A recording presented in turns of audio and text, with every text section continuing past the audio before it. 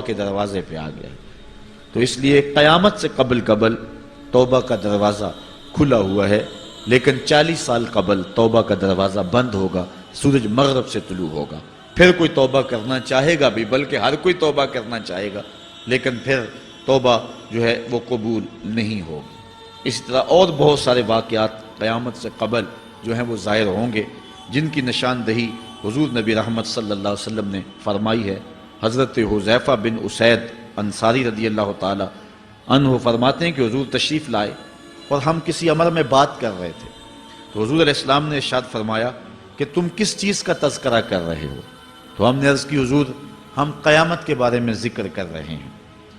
تو حضور علیہ السلام نے ارشاد فرمایا کہ قیامت اتنی دیر تک قائم نہیں ہوگی جب تک یہ نشانیاں پوری نہ ہو لیں۔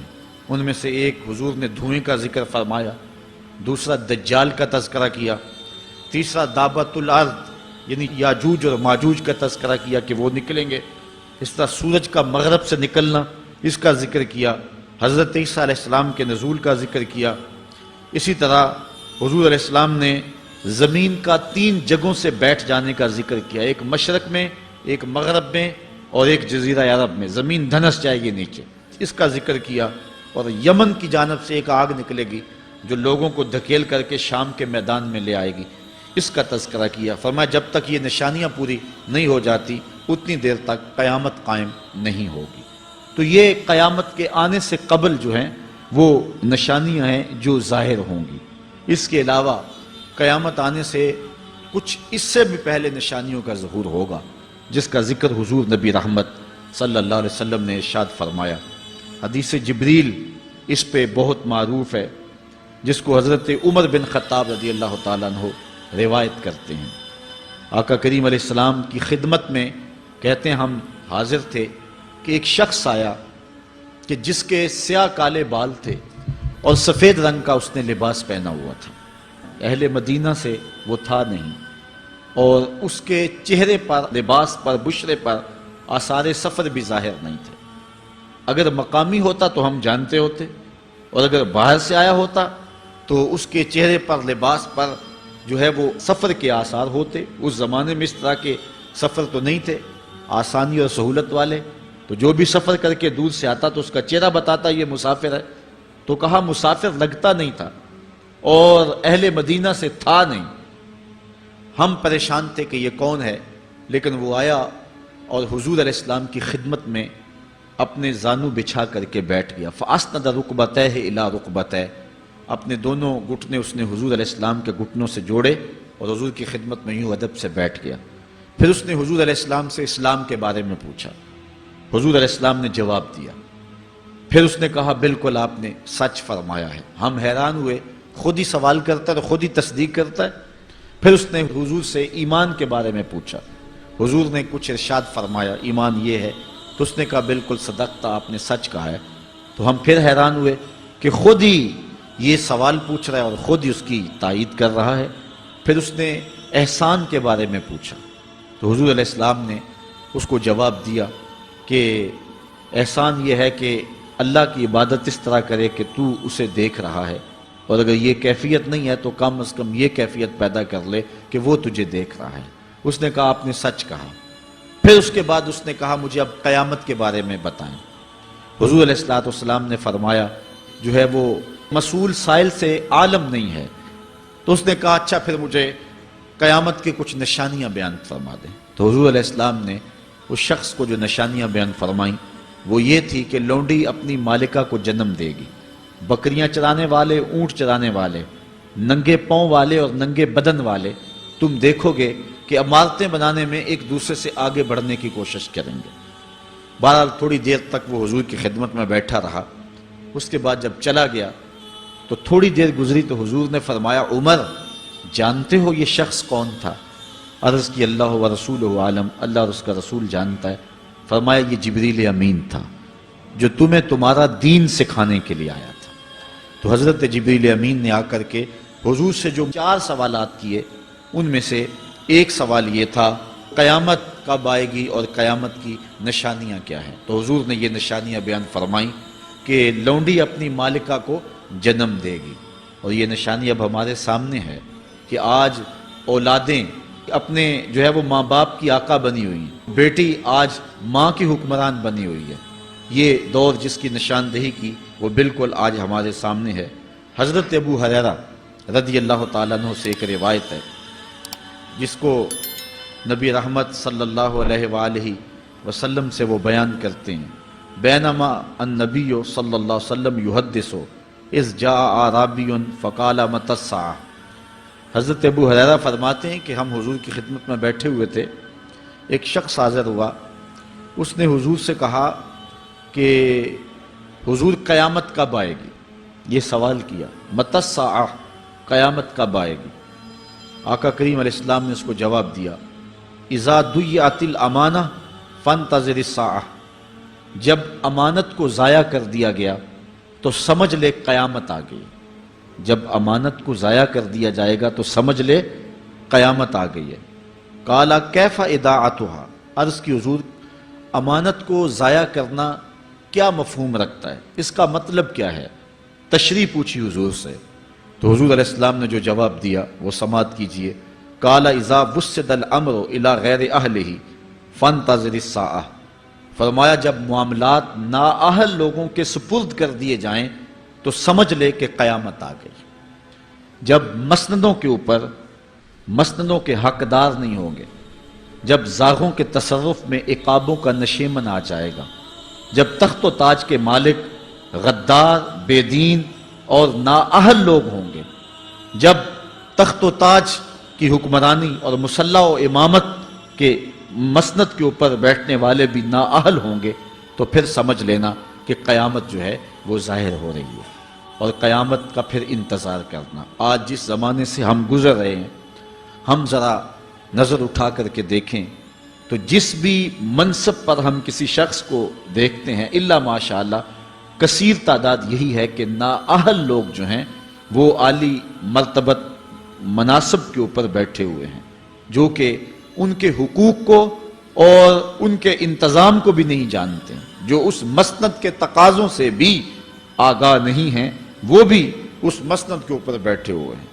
ایک زمانہ تھا، یہ ہمارے بچپن کی کہانی ہے، کہ ایک مرتبہ اسمبلی میں بحث ہوئی آبپاشی کے بارے میں، کہ فصلوں تک معقول پانی نہیں پہنچتا اور جو ہے وہ فصل اچھے طریقے سے جو ہے وہ نہیں اگ پا رہی، اور ہمارا ملک زرعی ملک ہے، تو اس کے بارے میں سوچا جائے۔ تو بہرحال اس پہ جب بحث شروع ہوئی تو ایک رکن اسمبلی اٹھا، اس نے کہا کہ پہلی بات تو یہ ہے کہ فصلوں تک پانی پہنچتا ہی نہیں ہے، اور دوسری بات یہ ہے جو پہنچتا بھی ہے وہ بھی راستے میں جو بجلی والے ہیں وہ بجلی نکال لیتے ہیں، اب وہ بجلی نکل چکی ہوتی ہے پانی سے، اب وہ خالی پانی جو ہے وہ فصلوں کو کیا کرے گا؟ تو جب نااہل لوگ ایسی مسندوں کے اوپر اور ایسے مناصب کے اوپر بیٹھے ہوئے ہوں گے اور ہم لوگ ان کو منتخب کرتے ہیں، تو پھر آپ قیامت کا انتظار کیجئے، پھر قیامت آنے میں کوئی دیر نہیں ہے۔ تو حضور علیہ السلام نے دو لفظوں کے اندر قیامت کے بارے میں یہ بات ارشاد فرما لی۔ یہ میں نے آپ کو اپنے بچپن کی کہانی سنائی ہے، لیکن اس دور کی کوئی ایک کہانی ہو تو میں آپ کے سامنے رکھوں۔ اس دور میں تو جو عالی مرتبت مناصب کے اوپر بیٹھے ہوئے انہیں سورہ فاتحہ تک نہیں آتی، سورہ اخلاص تک نہیں آتی ہے، تو اب بتاؤ کہ یہ قیامت کے قرب کی علامت ہے کہ نہیں ہے؟ آپ دیکھیں جس تخت پہ بھی، جس تاج پہ بھی، اور جس مسند اور منصب پہ بھی جو موجود ہے، کیا وہ اس کا حق ادا کر سکتا ہے یا اس کی اہلیت رکھتا ہے؟ وہ کیا کسی شاعر نے کہا تھا کہ ہر شاخ پہ الو بیٹھا ہے، انجام گلستاں کیا ہوگا؟ اور رومی نے اپنے زمانے میں کہا تھا کہ سگ وزیرو گرگ میرو موشرا درباں شود، این ارکان سلطنت ملک را ویراں شود۔ یہ ایک دردناک کہانی ہے، لیکن قیامت کی نشانیوں کے حوالے سے آپ اس بات کو سمجھیں اور حضور علیہ السلام کے فرمان کی روشنی کے اندر ہم اپنے حالات کا جائزہ لیں۔ حضرت انس رضی اللہ تعالی عنہ سے ایک روایت ہے، کہتے ہیں سمیت رسول اللہ صلی اللہ علیہ وسلم یقولو، میں نے حضور علیہ السلام کو فرماتے ہوئے سنا ہے۔ یہ حضرت انس رضی اللہ تعالیٰ عنہ وہ صحابی ہیں جنہوں نے 10 سال تک حضور کی نوکری کی ہے، اور کہتے ہیں 10 سال میں ایک بار بھی ایسا نہیں ہوا کہ حضور نے مجھے اف بھی کہا ہو۔ کہتے ہیں کبھی ایسا ہوتا کہ میرے ہاتھ سے کوئی برتن ٹوٹ جاتا، ازواج مطہرات جو ہیں وہ اس پہ ناراض ہونے لگتی تو حضور علیہ السلام روک دیتے، فرماتے اسے کچھ نہ کہو، اس برتن کی عمر ہی اتنی لکھی ہوئی تھی، یہ اتنے عرصے کے لیے ہی پیدا کیا گیا تھا۔ تو آقا کریم علیہ السلام نے جو ہے وہ ازواج مطہرات کو بھی روکا کہ وہ مجھے جھڑکے نہ۔ خدمت رسول اللہ صلی اللہ علیہ وآلہ وسلم 10 سنین، میں نے پورے 10 سال حضور کی نوکری کی ہے۔ بلکہ جب آپ کہیں گے کہ حضور کے خادم کا نام کیا ہے، سارے صحابی حضور کے خادم ہیں، لیکن نام حضرت انس رضی اللہ تعالی عنہ کا آئے گا، یہ حضور علیہ السلام کے خادم خاص ہیں، اور حضور سے بہت ساری باتیں انہوں نے سنی ہیں۔ تو ان باتوں میں سے ایک بات کہتے ہیں، سمیت رسول اللہ صلی اللہ علیہ وسلم یقولو، میں نے رسول کریم صلی اللہ علیہ وسلم کو کہتے ہوئے سنا، ان من اشراط الساعۃ ان یرفع العلم، قیامت کی نشانیوں میں سے ایک نشانی یہ ہے کہ علم اٹھا لیا جائے گا، جہالت پھیل جائے گی، علم اٹھا لیا جائے گا۔ آج لفظ زیادہ ہو گئے ہیں، انفارمیشن زیادہ ہو گئی ہے، لیکن جس کو علم کہا جاتا ہے، جو مومن کے سینے کا جمال اور نور ہے، آج وہ اٹھا لیا گیا ہے۔ آج لوگ کہتے ہیں جی جتنا علم آج ہے اتنا علم پہلے تو نہیں تھا۔ آج کوئی غزالی دکھاؤ، کوئی رازی دکھاؤ، کوئی رومی دکھاؤ، کوئی احمد بن حنبل جیسا شخص دکھاؤ، کوئی محمد بن حسن شیبانی جیسا شخص دکھاؤ، کوئی امام ابو حنیفہ کے نالین کی خاک جیسا شخص بھی دکھاؤ، تو یہ ایک غلط بات ہے کہ جی پہلے زمانے میں اتنا علم نہیں ہوتا تھا، اب علم بہت زیادہ ہو گیا، جی علم بہت زیادہ پھیل گیا۔ علم نہیں پھیلا ہے، یہ چند معلومات ہیں، انفارمیشن کا دور ہے، اور خبریں ہیں۔ جو علم ہے، جو کہ مومن کے سینے کا جمال ہے اور باطن کا نور ہے، جو زندگی کی راہوں کو اجالتا ہے اور زمانے کو مالک کی دہلیز کے قریب کرتا ہے اور انسان کو انسانیت سکھاتا ہے، وہ علم جو ہے وہ اٹھتا چلا جا رہا ہے۔ اور حضور سے پوچھا گیا کہ حضور علم سینوں سے اچک لیا جائے گا، سینوں سے کھینچ لیا جائے گا؟ فرمایا نہیں، علماء اٹھا لیے جائیں گے۔ جب علماء فوت ہو جائیں گے تو ان کی جگہ اس درجے کے لوگ نہیں آئیں گے، پھر زوال پذیر سلسلے ہوتے چلے جائیں گے، علم اٹھا لیا جائے گا۔ جب سینے علم سے خالی ہو جائیں گے تو پھر قیامت آ جائے گی۔ اس لیے حضور علیہ السلام کا فرمان ہے، کائنات کی ہر شے علماء کی زندگی کی دعائیں مانگتی ہے، حتی الحیتان فی البحر، یہاں تک کہ سمندروں اور دریاؤں کے اندر مچھلیاں بھی علماء کی زندگی کی دعائیں مانگتی ہیں۔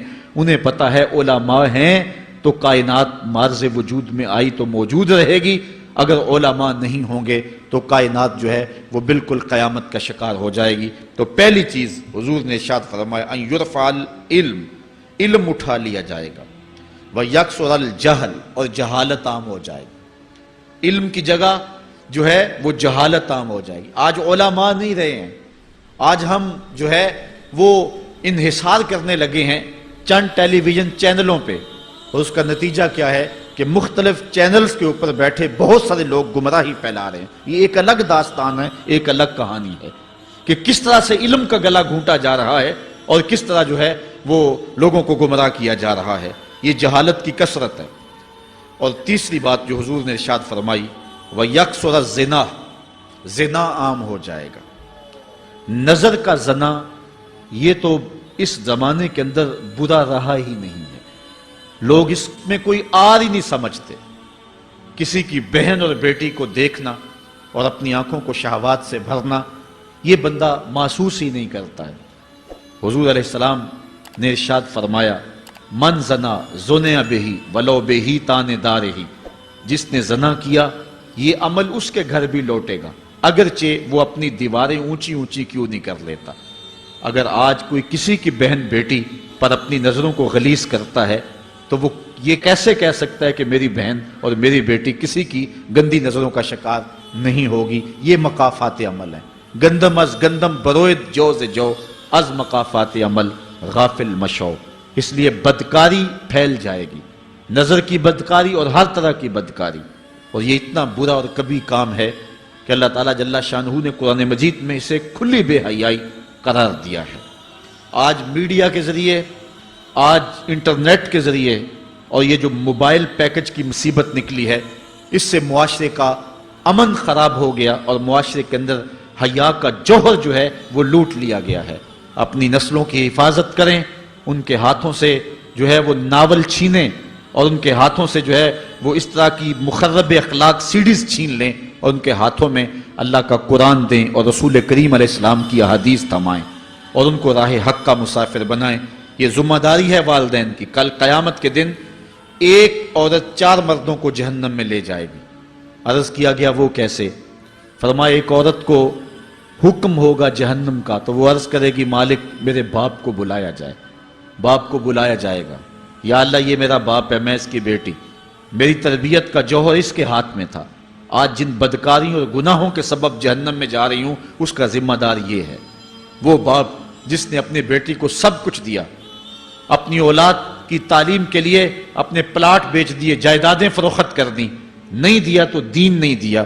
کل قیامت کے دن وہ اللہ کے حضور کیا جواب دے گا؟ ارشاد ہوگا اسے بھی پکڑو، اس کے باپ کو بھی پکڑو اور جہنم میں لے جاؤ. عرض کرے گی نہیں مالک میرے بھائی کو بلایا جائے. بھائی کو بلایا جائے گا، مالک یہ میرا بھائی ہے، میں اس کی غیرت تھی، میں جن راہوں پہ چل کر کے تیرے عتاب اور تیرے قہر و غضب کی حقدار بنی اس کا ذمہ دار یہ ہے. اگر یہ مجھے روکتا، اپنی آبرو کی حفاظت کرتا، اپنی ناموس کا پہرا دیتا تو میں ان راستوں کی مسافر کیسے بنتی؟ میری خرابی کا ذمہ دار یہ ہے. اب وہ بھائی کیا جواب دے گا جو چوکوں اور موڑوں پہ کھڑا ہو کے آنے اور جانے والی بہنوں اور بیٹیوں کو دیکھتا ہے اور یہ سمجھتا ہے کہ میری بہنیں اور میری بیٹیاں گھر میں محفوظ ہیں؟ وہ قیامت کے دن کیا جواب دے گا؟ ارشاد ہوگا اسے بھی پکڑو، اس کے باپ کو بھی پکڑو، بھائی کو بھی پکڑو، جہنم میں لے جاؤ. عرض کرے گی نہیں مالک میرے شوہر کو بھی بلایا جائے. بلایا جائے گا، مالک یہ میرا شوہر ہے اور میں اس کی بیوی، میری تربیت کا جوہر ماں باپ کے بعد اس کے ہاتھ میں تھا اور اس کے پاس طلاق کی دھمکی ایسی چیز تھی، مجھے جو چاہتا منواتا اور جس انداز میں ڈھالنا چاہتا مجھے ڈھال لیتا، لیکن اس نے مجھے کبھی راہ حق کی طرف نہیں بلایا تھا. وہ شوہر کیا جواب دے گا جو خود اپنے دوستوں کو چائے پہ بلا کے اور اپنی بیوی کو سامنے برہنہ منہ بٹھا کے بعد میں اس کے حسن کی داد مانگتا ہو، بتاؤ بھابی کیسی ہے؟ تو وہ کیا جواب دے گا قیامت کے دن؟ ارشاد ہوگا اس کو بھی پکڑو، اس کے باپ کو بھی، اس کے شوہر کو بھی اور اس کے بھائی کو بھی جہنم میں لے جاؤ. عرض کرے گی نہیں مالک میرے بیٹے کو بھی بلایا جائے.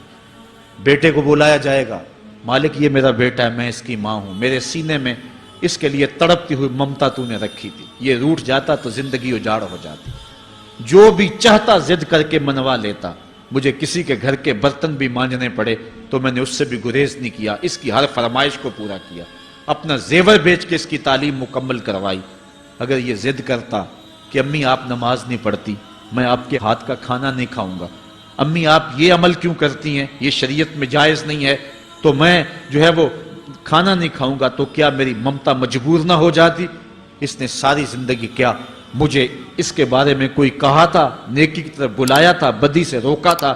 جس بیٹے نے اپنی ماں سے ہر ضد پوری کروائی ہو تو اس نے صرف دین کے بارے میں کوئی ضد نہیں کی ہے، تو وہ کل قیامت کے دن کیا جواب ہوگا؟ ارشاد ہوگا اسے بھی پکڑو، اس کے باپ کو بھی پکڑو، اس کے خاوند کو بھی پکڑو، بھائی کو بھی پکڑو، بیٹے کو بھی پکڑو اور 5 کو گھسیٹ کے جہنم میں لے جاؤ. فرمایا ایک عورت 4 مردوں کو قیامت کے دن جہنم میں لے جائے گی. اس لیے میں اور آپ آج دیکھ لیں کہ ہمارا آخرت کا معاملہ کیا ہونے والا ہے اور ہم نے اس دنیا کے اندر کس طرح اپنی حفاظت کرنی ہے. چوتھی چیز جو حضور نے ارشاد فرمائی، وَيَكْسُرَ شُرْبَ الْخَمْرِ، اور شراب پینا عام ہو جائے گا. یہ قرب قیامت کی علامت ہے. آج ہماری ایلیٹ کلاس میں اور ہمارے آیان حکومت، آیان سلطنت اور سیاستدانوں اور جو ہے وہ عالی نسب خاندان جو شمار کیے جاتے ہیں، ان میں شراب پانی کی طرح سمجھی جاتی ہے.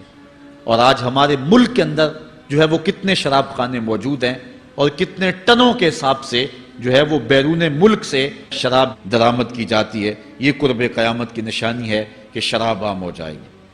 ایک روایت میں آتا ہے شارب الخمر کعابد الوثن، شراب پینے والا بت پوجنے والے کی طرح ہے. کتنا سخت فرمایا گیا. اور کل قیامت کے دن سخت رسوا ہوگا جو دنیا کے اوپر شراب پیتا رہا ہوگا. اللہ تعالی ہم سب کو محفوظ فرمائے. وَيَكِلَّ الرِّجَالِ وَيَكْسُرُ النِّسَاءِ، اور ایک نشانی حضور نے یہ ارشاد فرمائی کہ مرد تھوڑے ہو جائیں گے اور عورتیں زیادہ ہو جائیں گی. ایک تو عورتوں کی افزائش زیادہ ہوگی اور دوسری بات مختلف ہنگاموں میں، حادثات میں اور جنگوں میں مرد قتل کر دیے جائیں گے اور عورتیں زیادہ ہو جائیں گی، یہاں تک کہ حضور نے فرمایا حتی یکونا لخمسین امراتن القیم الواحد، یہاں تک کہ 50 عورتوں کا ایک مرد منتظم ہوگا۔ 50 عورتیں ہوں گی اور کمانے والا صرف ایک مرد ہوگا۔ یہ قرب قیامت کے حالات ہیں جو حضور نے بیان کیے۔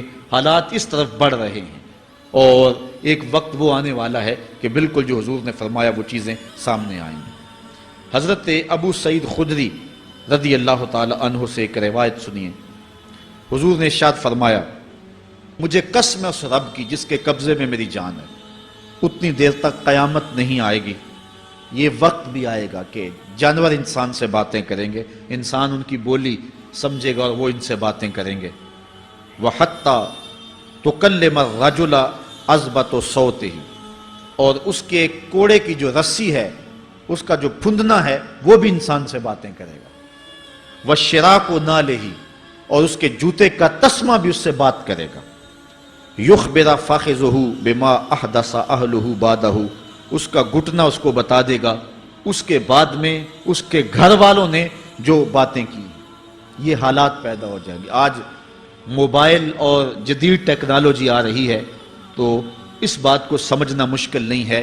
اس زمانے کے اندر جب کہ ان چیزوں کا تصور بھی نہیں تھا، صحابہ نے پھر بھی یقین کیا کہ ہوگا، حضور نے کہا ہے اور آگے بیان کیا، اور آج تو حالات نظر آ رہے ہیں کہ بالکل جو حضور نے بتایا وہ سب کچھ جو ہے وہ ہونے والا ہے۔ حضرت ابو ہریرہ رضی اللہ تعالی عنہ سے ایک روایت ہے، یہ وہ صحابی ہیں جنہوں نے سب سے زیادہ حضور علیہ السلام کے فرامین امت تک پہنچائے ہیں، کثرت کے ساتھ حضور کی صحبت کا دور پایا اور اصحاب صفہ میں سے تھے، زندگی کا ایک ایک لمحہ حضور کی قربت میں گزارا۔ حضرت ابو ہریرہ رضی اللہ تعالیٰ عنہ فرماتے ہیں کہ رسول کریم صلی اللہ علیہ وسلم نے ارشاد فرمایا اذا اتخذ الفیء دیوالا، جب مال غنیمت کو، جب سرکاری خزانے کو اپنی ذاتی دولت سمجھا جائے گا، اس میں تصرف کیا جانے لگے گا، سرکاری خزانے میں لوگ جس طرح چاہیں گے تصرف کریں گے، ایک زمانہ آئے گا اور وہ دیکھ لو بالکل ہمارے سامنے۔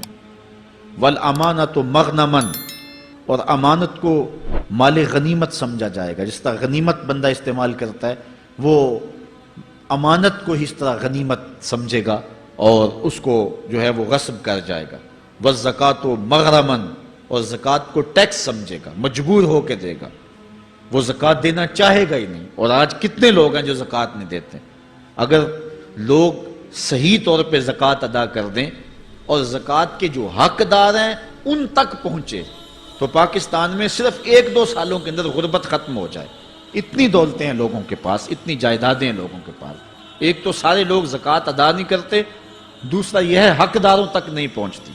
پیشہ ور مانگنے والے اور اس موسم کے اندر جو ہے وہ اپنے آپ کو غریب ظاہر کر کے اور مختلف اپنی مجبوریاں ظاہر کر کے مال ہتھیانے والے بہت سارے ہیں، اور زکوٰۃ دینے والا کہتا ہے میں جلدی جلدی فارغ ہو جاؤں۔ جتنی محنت مال کو کمانے میں صرف کی ہے، اتنی ہی محنت حقداروں کو تلاش کرنے کے لیے بھی کرے تاکہ اس کی زکوٰۃ اصل مصارف تک پہنچے۔ تو قرب قیامت میں یہ ہوگا کہ زکوٰۃ کو ٹیکس جانا جائے گا۔ وَتُعُلِّمَ لِغَيْرِ الدِّينِ، اور علم دین کے لیے حاصل نہیں کیا جائے گا، دین کے علاوہ کے لیے حاصل کیا جائے گا۔ اس کے 2-3 مفاہیم ہیں۔ ایک تو مفہوم ہے کہ علم دین حاصل کرنا لوگ چھوڑ دیں گے، وہ انجینئر اور ڈاکٹر اور کیا کچھ بننے کے لیے جو ہے وہ علم حاصل کریں گے۔ نام خدمت انسانی ہی ہے کہ میں یہ سب کچھ کر کے اپنے وطن کی خدمت کروں گا، انسانیت کی خدمت کروں گا، لیکن بعد میں جب مسندوں پہ بیٹھتے ہیں اور جو حال کرتے ہیں وہ کسی سے مخفی نہیں ہے۔ مسیحا پھر کس روپ کے اندر آتا ہے اور کس طرح قوم کو دونوں ہاتھوں سے لوٹتا ہے، یہ قرب قیامت کی نشانیاں ہیں۔ ہر بندہ جو ہے وہ علم تعلیم حاصل اچھا انسان بننے کے لیے نہیں، با کردار شخص بننے کے لیے نہیں، اچھا مومن بننے کے لیے نہیں، صالح فرد بننے کے لیے نہیں، بلکہ کمائی کرنے کے لیے، زیادہ زیادہ پیسے کمانے کے لیے وہ علم حاصل کرے گا۔ اور دوسری یہ بات کہ جو دین کا علم بھی حاصل کریں گے وہ بھی غرض و غائد جو ہے وہ اپنی چھوڑ دیں گے جس مقصد کے لیے جو ہے وہ علم حاصل کیا جاتا ہے۔ اور یہ قرب قیامت کی نشانی جو حضور نے بیان کی یہ بھی ہم اپنے زمانے میں دیکھ رہے ہیں۔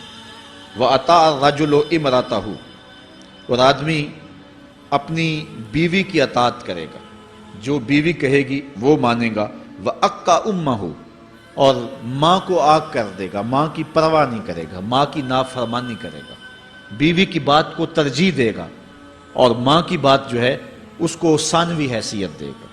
بہت بدبخت تو ایسے ہیں کہ جو ماں باپ کو ویسے ہی دقیانوسی کا تانا دے کے کہتے ہیں تمہیں تو پتہ ہی نہیں کسی بات کا، دنیا کہاں چلی گئی، اور ان کی کسی بات کو، کسی مشورے کو اور کسی حکم کو کوئی ترجیح نہیں دیتے۔ لیکن جب بیوی اور ماں دونوں کا حکم مقابلے میں آ جائے تو اس وقت وہ بیوی کے حکم کو ترجیح دیں گے۔ یہ قرب قیامت کی علامت ہے جو کہ ہم واضح طور پہ اپنے معاشرے میں دیکھ رہے ہیں۔ وَأَدْنَى صَدِيقَهُ وَأَقْصَى أَبَاهُ، دوست قریب ہوں گے، باپ دور ہوگا۔ دوستوں کو قربت دی جائے گی، ان کے ساتھ بیٹھنا اٹھنا بھی ہوگا، کھانا پینا بھی ہوگا، گپ شپ بھی ہوگی۔ دوست ایک بیل دے تو بندہ دوڑا جائے گا دوست کی پکار پہ، لیکن ماں باپ جو مرضی کہیں تو ماں باپ کی بات کو کوئی ترجیح نہیں دی جائے گی۔ یہ قرب قیامت کی نشانیوں میں سے ایک نشانی ہے، اور اس وجہ سے آج لوگ محروم ہو گئے ہیں اور گھروں میں برکت نہیں رہی۔ ماں باپ اگر کچھ کہیں، کوئی چیز لانے کے لیے بھی کہیں تو بچہ سو سو بہانے کرتا ہے اور دوست کی پکار پہ لبیک کہتا ہوا بھاگ اٹھتا ہے۔ وَظَهَرَتِ الْأَصْوَاتُ فِي الْمَسَاجِدِ، مسجدوں میں لڑائیاں ہوں گی، مسجدوں میں جو ہے وہ آوازیں بلند ہوں گی لڑائیوں کی، ایک دوسرے سے الجھاؤ پیدا ہو جائیں گے۔ آج ہماری مسجدوں میں پنکھا بند کرنے سے لڑائیاں شروع ہو جاتی ہیں۔ یہ بالکل آپ کے قریب ایک شہر میں ہوا ہے، ایک آدمی قتل ہو گیا صرف اس معاملے میں کہ وہ ایک کہہ رہا تھا کہ لائٹ بند کر دو، اور دوسرے نے کہا کہ میں نماز پڑھ رہا ہوں تو تم نے مجھے دیکھا نہیں، اور اس بات پہ لڑائی شروع ہوئی، حتیٰ کہ فائرنگ تک نوبت پہنچی، اور ایک آدمی جو ہے وہ قتل ہو گیا۔ آپ نے اخبارات میں پڑھا ہوگا۔ تو اس طرح مسجدوں کے اندر جو ہے وہ لڑائیاں شروع ہو جائیں گی، یہ قرب قیامت کی نشانی ہے۔ وَسَادَ الْقَبِيلَةِ فَاسِقُهُمْ، قبیلے کا سردار سب سے فاسق اور بدتر شخص ہوگا۔ خاندان کا، قبیلے کا، برادری کا وہی سربراہ ہوگا، وہی قائد ہوگا، وہی لیڈر ہوگا، وہی پنچ ہوگا جو جتنا بڑا غنڈہ اور جتنا بڑا بدماش ہے، اس کو ہی جو ہے وہ سرپرستی جائے گی۔ شرافت نام کی چیز ہی باقی نہیں رہے گی۔ شرافت کے بل بوتے پہ آگے نہ کوئی سیاست میں آ سکے گا، نہ کوئی خاندان میں آگے آ سکے گا، بلکہ اب تو حال ہی ہوا کہ ہماری محافل اور آراس کے اندر بھی جو مہمان خصوصی رکھے جاتے ہیں وہ بھی اس اعتبار سے نہیں رکھے جاتے کہ متقی شخص تلاش کرو جس کو مسند صدارت پہ اٹھایا جائے، جس کو مہمان خصوصی رکھا جائے۔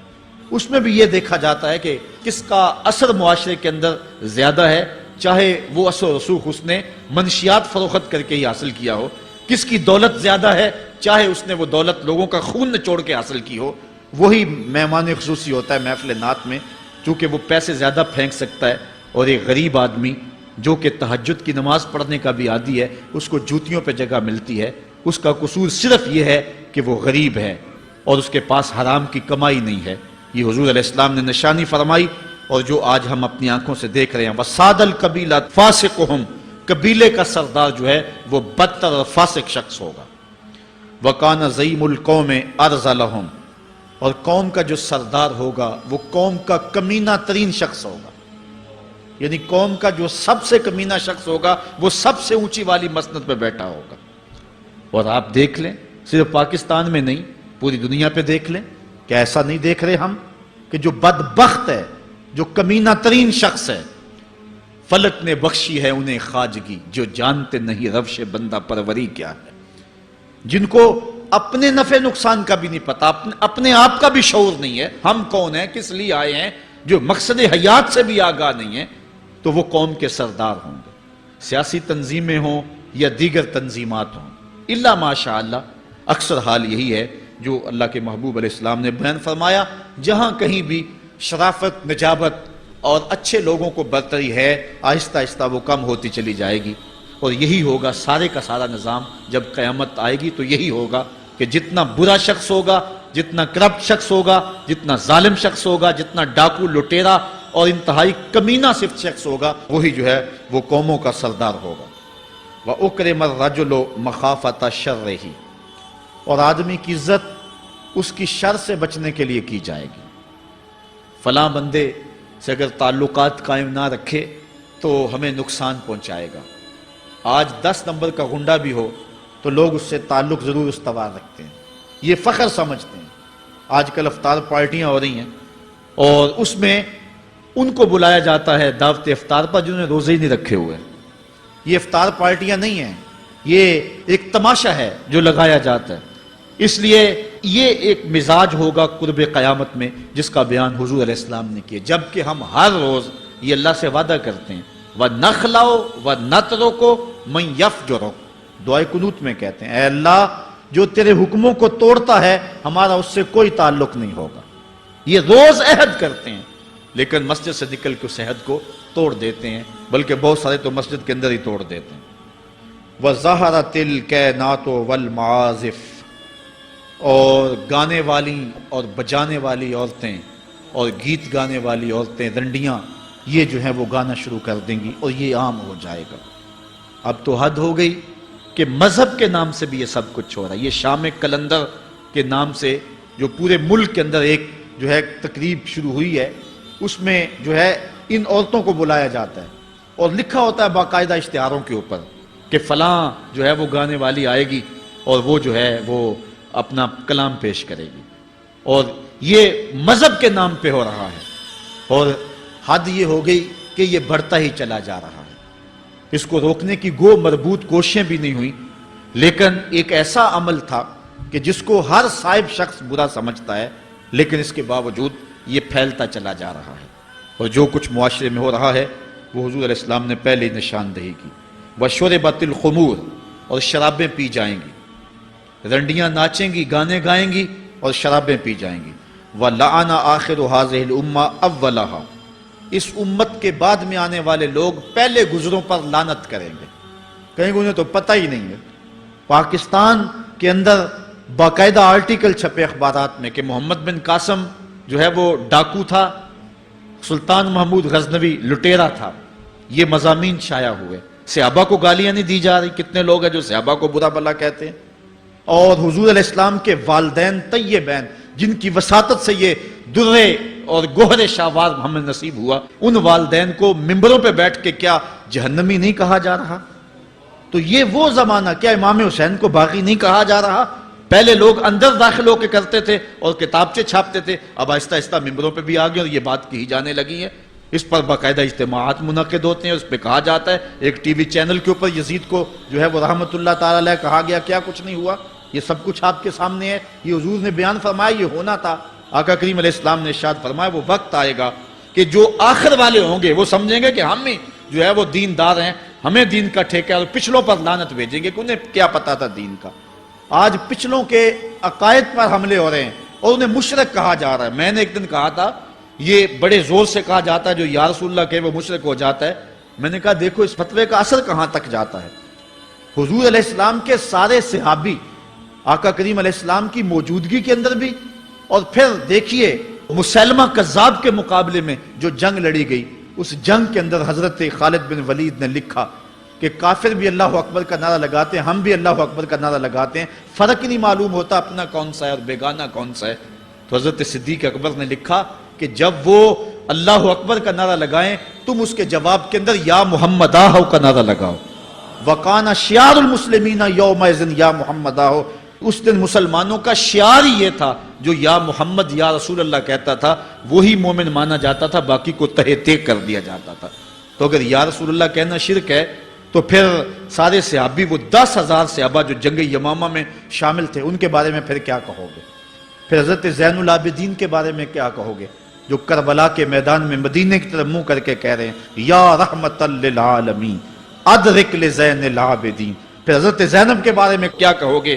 یا محمد آہو یا محمد آہو ھذا حسین مزمل بالدماء، جو کربلا میں کھڑا ہو کے کہہ رہی ہیں اے میرے نانا حضور، اے محمد عربی، آپ کے حسین کو دیکھو خون میں نہا گیا ہوا ہے۔ تو پھر کیا یہ فتویٰ تمہارا کہاں تک پہنچے گا؟ نہ صحابہ بچیں گے، نہ اہل بیت بچیں گے، اور نہ اولیاء امت بچیں گے، جنہوں نے کہا تھا یا رسول اللہ انظر حالنا، یا حبیب اللہ اسما قالنا. تو یہ قیامت کی نشانیاں ہیں کہ اگلے جو ہیں وہ پچھلوں پر لانتے بھیجیں گے، ان کو برا بلا کہیں گے، صحابہ کو گالیاں، اہل بیت کو گالیاں، نواسب میں کیا کچھ نہیں کیا ہے. اور آج بھی جو دنیا کے اوپر ناسبی ہیں وہ اہل بیت کے بارے میں کیا کیا زبان استعمال نہیں کرتے، حضور کے والدین کے بارے کیا کچھ نہیں کہا جاتا.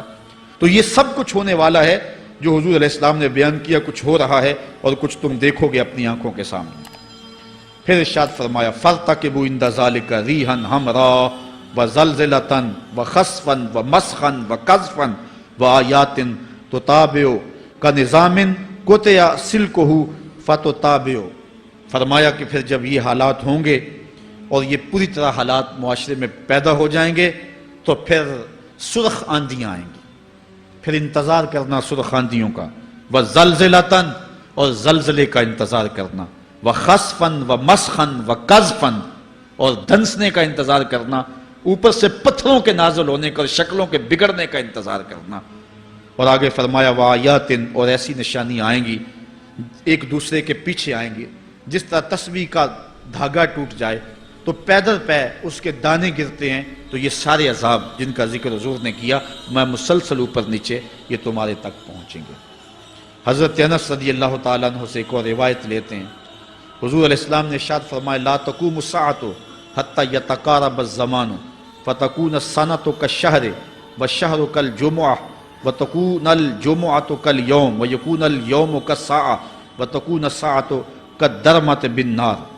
فرمایا جب قیامت آئے گی اتنی دیر تک قائم نہیں ہو سکتی جب تک زمانے مختصر نہیں ہو جائیں گے، زمانے سمٹ نہیں جائیں گے، حتیٰ کہ سال مہینے جتنا ہو جائے گا، اور مہینہ ایک جمعۃ المبارک جتنا ہو جائے گا، اور ایک جمعہ ایک دن جتنا ہو جائے گا، اور ایک دن ایک گھڑی جیسا ہو جائے گا، اور ایک گھڑی ایسے ہوگی جس طرح آگ کا شعلہ جلایا اور وہ بجھ گیا.